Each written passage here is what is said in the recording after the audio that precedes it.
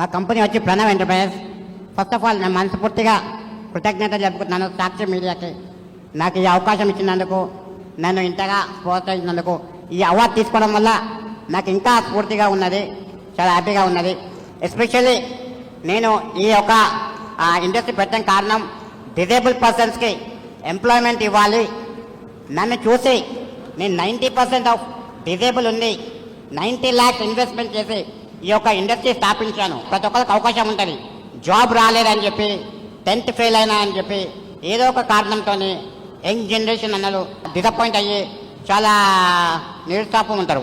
అది కాదు, ఎంప్లాయీ కాదు, ఎంప్లాయర్గా మారాలనేదే నా ఒక లక్ష్యం అండి.